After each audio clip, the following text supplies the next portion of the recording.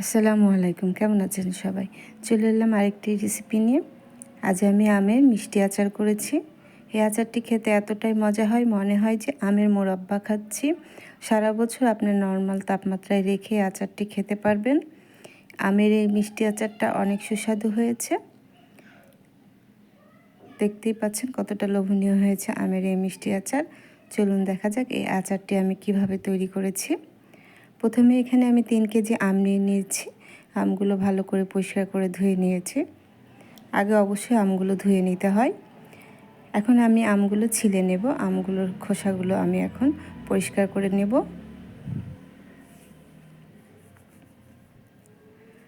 আমগুলোর খোসা আমি এখন পরিষ্কার করে নিচ্ছি। আপনারা চাইলে বটি দিয়েও করে নিতে পারেন। সবুজ অংশটা সম্পূর্ণই ফেলে দিতে হবে। আমি আমের খোসাগুলো ছিঁড়ে ফেলেছি। একেবারে সব পরিষ্কার করে নিতে হবে। এভাবে আমি প্রত্যেকটা আম পরিষ্কার করে নিচ্ছি। আমি প্রত্যেকটা আম পরিষ্কার করে নিয়েছি। 3 কেজি আমি এখানে পরিষ্কার করে নিয়েছি। আমগুলো ফজলি আম, আমগুলো মিষ্টি আছে। আমি আমগুলো টুকরো টুকরো করে কেটে নিয়েছি, একটু বড় করে টুকরো করেছি। আমগুলো অবশ্যই ভিতরে আঁশ থাকতে হবে মিষ্টি আচার করতে গেলে। আঠিয়ালা আমগুলো দিয়ে আচার করলে মিষ্টি আচার খেতে অনেক মজা হয়। আমগুলো এখন আমি পানি দিয়ে আবারও ভালো করে ধুয়ে নেব, আমের কষটা বের করে নেব। এখন আমি নর্মাল পানি দিয়ে আমগুলো ভিজিয়ে রাখবো 1 ঘন্টার জন্য। 1 ঘন্টা পর আমি আমগুলো উঠিয়ে নেব পানি থেকে। 1 ঘন্টা ভিজিয়ে রাখলে আমের যে কষগুলো আছে সেগুলো বের হয়ে যায়। আমি এখানে লবণ দিয়ে ভিজিয়ে রাখবো না, শুধুমাত্র পানি দিয়ে ভিজিয়ে রাখবো। এখানে লবণ দিয়ে ভিজিয়ে রাখার দরকার নেই, তাহলে আমটা নরম হয়ে যাবে। যখন আমি আচার করব তখন সেদ্ধ হয়ে যাবে। আমি এই আচারগুলো গোটা গোটা রাখতে চাচ্ছি। এই আচারগুলো ভেঙে দেব না, এরকম গোটা গোটাই থাকবে, কিছুটা ভেঙে যাবে। আমি এখন 1 ঘন্টা পর পানি থেকে উঠিয়ে নিচ্ছি আমগুলো। মিষ্টি আচার তৈরি করার জন্য আমি একটা মশলা তৈরি করে নিয়েছি। এখানে আমি সাদা সরিষা, কালো সরিষা আর পাঁচফোড়ন ব্লেন্ড করে নিয়েছি, আর সাথে কিছু রসুন কুচিও দিয়েছি, দিয়ে একবারে ব্লেন্ড করে নিয়েছি। অবশ্যই সরিষার পরিমাণটা একটু বাড়িয়ে দিতে হবে, তাহলে আচারটা খেতে বেশি মজা হয়। আরও নিয়েছি 1 চামচ লাল মরিচের গুঁড়ো, 1/2 চামচ হলুদ গুঁড়ো, 1/2 চামচ ধনিয়া গুঁড়ো, 1 চামচ বিট লবণ, আরও নিয়েছি 1 চামচ সাদা লবণ। লবণটা অবশ্যই টেস্ট বুঝে দিতে হবে। এই মশলাগুলো একটু বেশি দিলে আচারটা খেতে ভালো লাগে। এখন আমি সব মশলাগুলো একসঙ্গে মিশিয়ে নেব। এখানে কোনো রকম পানি দেওয়া যাবে না, যেহেতু আমি সরিষা এবং পাঁচফোড়নটা ব্লেন্ড করে নিয়েছি, ওটা একটু পানি দিয়ে ব্লেন্ড করেছি, সেজন্য এখানে আর পানি দেওয়ার প্রয়োজন নাই। এখন আমি এই মশলাগুলো খুব ভালো করে মিশিয়ে নিচ্ছি।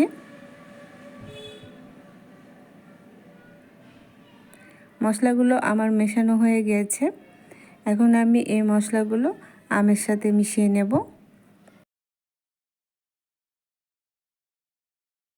আমগুলো আমি ঝরিয়ে রেখেছিলাম, পানি থেকে উঠিয়ে রেখেছি, পানিগুলো সম্পূর্ণ ঝরে গেছে। এখন আমি মিক্সড মশলাটা আমের গায়ে মাখিয়ে নেব। খুব ভালো করে আমের গায়ে মশলাগুলো মাখিয়ে নিতে হবে। আমি হাত দিয়ে মশলাগুলো আমের গায়ে মাখিয়ে নিচ্ছি। প্রত্যেকটা আমের গায়ে মশলাটা খুব ভালো করে মাখিয়ে নিতে হবে। এই মিষ্টি আচারে মশলার পরিমাণটা একটু বেশি দিলে খেতে ভালো লাগে। আমি আমের গায়ে মশলাগুলো মাখিয়ে নিয়েছি। দেখতেই পাচ্ছেন প্রত্যেকটা আমের টুকরোর মধ্যে মশলাগুলো ভালো করে মিশে গেছে। এগুলো আমি এখন আর রোদে দেব না, এখন আমি এগুলো জাল করে নেব। এই মিষ্টি আচারটা সরাসরি জাল করে নিলেই খেতে বেশি ভালো লাগে। আমি এখানে খাঁটি সরিষার তেল নিয়ে নিয়েছি 1/2 কেজি, 500 গ্রাম। এখানে 3 কেজি আম আছে, আমি 500 গ্রাম তেল নিয়েছি। আমি এখন একটি ফ্রাই প্যানে তেলটা খুব ভালো করে গরম করে নেব। অবশ্যই সরিষার তেল হতে হবে। তেলটা খুব ভালো গরম হয়ে গিয়েছে, এখন আমি আমগুলো দিয়ে দিচ্ছি। এই তেলের মধ্যে প্রথমে আমি আমগুলো ভালো করে কষিয়ে নেব, যাতে মশলার কোনো গন্ধ না থাকে।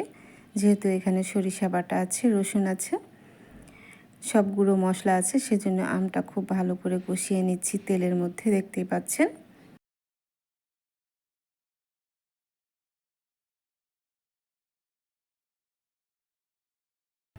এখানে কোনো রকম পানি দেওয়া যাবে না, আম থেকেই প্রচুর পানি বের হবে। আমগুলো কষানো হয়ে গিয়েছে, অনেকটাই নরম হয়ে এসেছে। এখন আমি এখানে 3 কেজি আমের জন্য 1 কেজির থেকে একটু কম আমি চিনি দেব, অর্থাৎ 1 কেজি চিনি থেকে আমি 1 কাপ চিনি সরিয়ে রেখেছি। 3 পোয়ার মতো আমি এখানে চিনি দিয়েছি। এই চিনিতেই আমার এই আচারটি তৈরি হয়ে যাবে। মিষ্টিটা ব্যালেন্সটা ঠিক থাকবে, কারণ আমটা আমার মিষ্টি আছে। যদি আম টক থাকে তাহলে অবশ্যই চিনির পরিমাণটা বাড়িয়ে দিতে হবে। এখন আমি চিনি দিয়ে ভালো করে নেড়ে নিচ্ছি। আমি কিন্তু ঢাকা দেব না, খুলেই এই আচারটা রান্না করব। দেখতেই পাচ্ছেন চিনি দেওয়ার সাথে সাথে পানি বের হয়ে এসেছে। এই পানিটা আমি এখন জাল করে শুকিয়ে নেব। বেশি নাড়াচাড়া করা যাবে না, যেহেতু এই আমটা আমি গোটা গোটা রাখতে চাচ্ছি। আচারটা আমি বেশি ভেঙে দেব না, তবে মাঝে মাঝে আলতো করে নেড়ে দেব। কতটা পানি বের হয়েছে দেখেছেন চিনি থেকে। আমি এখন আলতো করে নেড়ে দিচ্ছি। আমগুলো একবারে সিদ্ধ হয়ে গিয়েছে, আস্তে করে নেড়ে দিতে হবে। আমগুলো সিদ্ধ হয়ে গেছে, ঝোলটা আমি একটু টানিয়ে নেব। আমি আলতো করে নেড়ে দিচ্ছি। বেশি নাড়াচাড়া করা যাবে না, যেহেতু এটা আমি ঘাটি আচার করছি না, আমি মিষ্টি আচার করছি। আর যেহেতু আমি আটি আছে, খেতে খুবই ভালো লাগে আচারটি। আমি এখানে দিয়ে দিলাম 1/2 কাপ ভিনেগার, হোয়াইট ভিনেগার।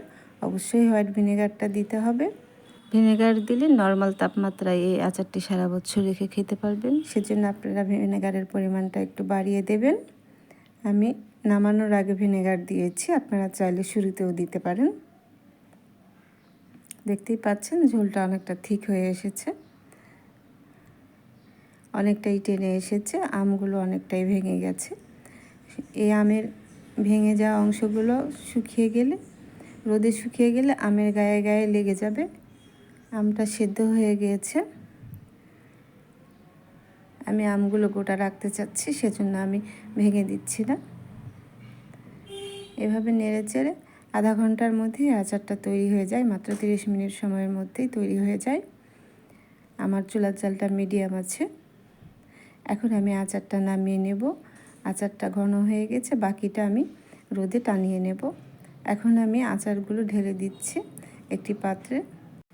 আমি একটি স্টিলের পাত্রে আচারগুলো ঢেলে দিয়েছি। আমি এখন নেড়ে নিচ্ছি। নেড়ে গোটা পাত্রে আমি আচারগুলো ছড়িয়ে দেব।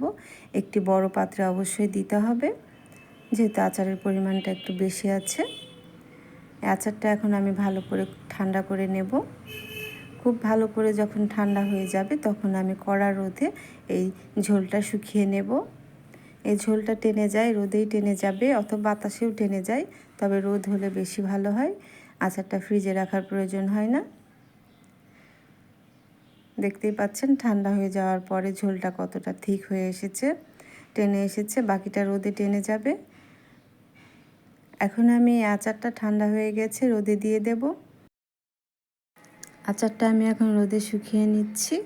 খুব কড়া রোদে আচারটা শুকিয়ে নিতে হবে। আচারটা আমি একটি নেট দিয়ে ঢেকে দিয়েছি, যাতে কোনো ধুলাবালি না পড়ে, আর পাখিও অনেক সময় খেয়ে ফেলে, সেজন্য আমি আচারটা শুকিয়ে নিয়েছি। দেখতেই পাচ্ছেন আচারটা শুকিয়ে গিয়েছে। এখন আমি 5 ফোড়ন গুঁড়ো করেছি ভেজে, 2টা শুকনা মরিচ আর 2 টেবিল চামচ 5 ফোড়ন গুঁড়ো করে আবারও আমি ছড়িয়ে দিচ্ছি, যাতে ঘ্রাণটা ভালো আসে।